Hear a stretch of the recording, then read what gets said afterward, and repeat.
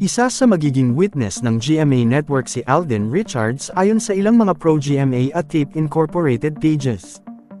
Sinasabi nga ng ilang mga Kapuso fans at taga-suporta ng Tape Incorporated, na ito daw di umanong si Kapuso actor at multimedia stars Alden Richards ay tatayong testigo ng GMA Network sa darating na hearing sa Marikina Regional Trial Court, para sa pagdinig ng kasong copyright infringement na isinampas sa kanila ng TVJ at ni Miss Jennifer. Kakalabanin daw ni Alden Richards ang TVJ dahil mas malaki ang tulong na nabigay ng GMA Network sa kanya.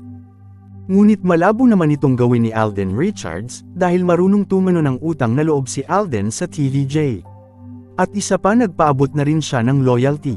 Sa katunayan nga ay tinanggihan niya ang alok ng Tape Incorporated na maging host sa rebranded na Eat Bulaga, at doon pa lang ay nagpapakita na si Alden Richards ng mataas na respeto sa TVJ. Kaya naman ang sinasabi ng ilang mga Kapuso fans at Tape Incorporated defender na magiging witness ng GMA Network si Alden Richards ay napakalabong mangyari.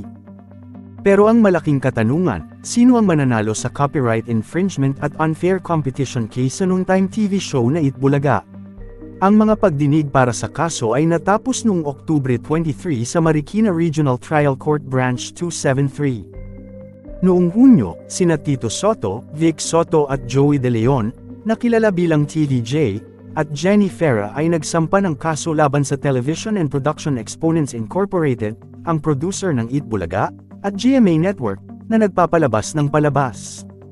Ang kaso nina TVJ at Ferra ay copyright infringement and unfair competition under RA No. 8293, kung hindi man kilala bilang Intellectual Property Code of the Philippines, na may application for issuance of a writ of preliminary injunction.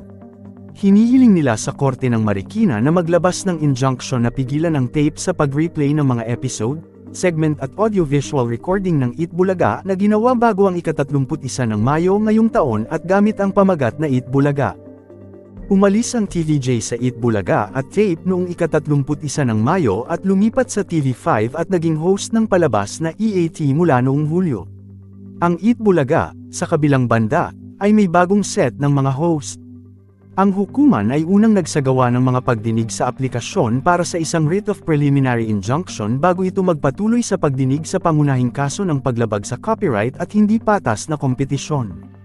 Sa huling pagdinig noong ika-23 ng Oktubre, iniharap ng GMA Network ang isang abogado bilang saksi nito tungkol sa airtime agreement sa pagitan ng network at Tape Incorporated.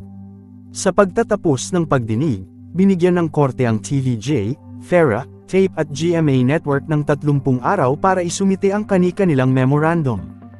Ang isang memorandum sa isang legal na kahulugan ay maaaring sumangguni sa isang komprehensibo at organisadong nakasulat na dokumento na nagbubuod at nagsusuri ng mga kaugnay na batas batay sa legal na pananaliksik upang suportahan ang isang conclusion sa isang partikular na legal na issue, ayon sa website ng paaralan ng Cornell Law.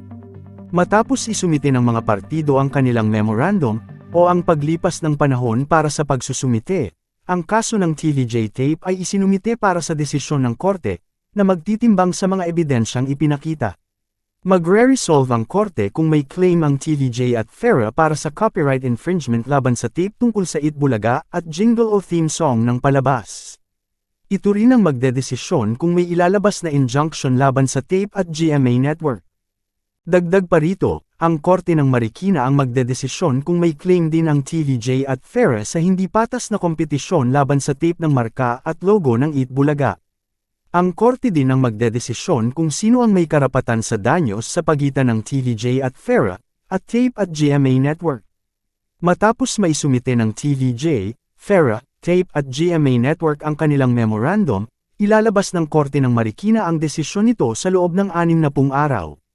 Para sa mga nagsasakdal, tumstigo sina De Leon, Tito Soto at Ferra sa korte. Si Vic Soto sana ang ihaharap bilang testigo ngunit nagpa siya ang kampo ng TVJ na huwag.